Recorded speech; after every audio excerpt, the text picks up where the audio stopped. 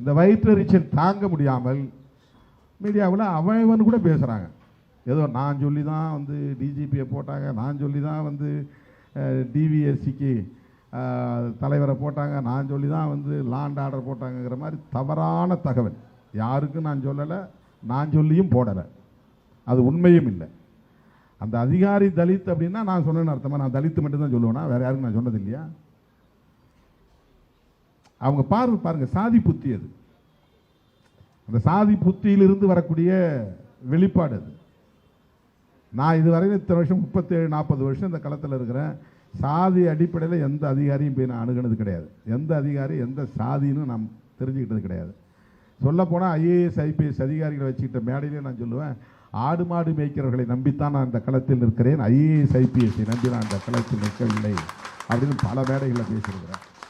இன்றைக்கும் கட்சி நடத்துவதற்கு சாதாரண தொண்டர்கள் உழைக்கிறவர்கள் தான் எனக்கு உதவுறாங்களே தவிர ஐஏஎஸ் ஐபிஎஸ் படித்தவங்க யாரும் எனக்கு வந்து உதவலை, எனக்கு யாரும் ஆலோசனை சொல்லலை, எனக்கு யாரும் வழிகாட்டலை, எனக்கு யாரும் புத்திமதி சொல்லலை, எனக்கு ஏதும் திங்க் டேங்க்லாம் கிடையாது.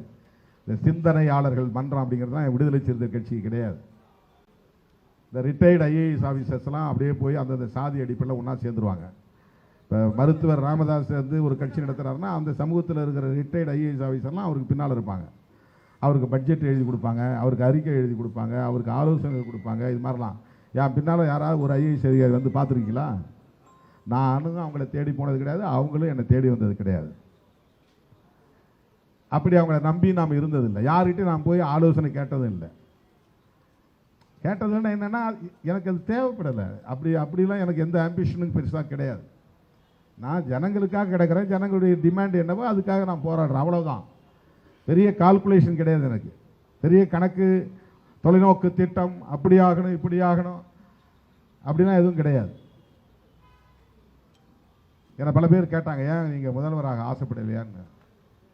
10-20 வருஷமா 25 வருஷத்துக்கு முன்னாடியே ஆனந்த விடலில் ஒரு பேட்டி, எனக்கும் முதலமைச்சர் கனவு உண்டு அப்படின்னு ஒரு பேட்டி எடுத்து போட்டாங்க. எனக்கு கேட்டாங்க.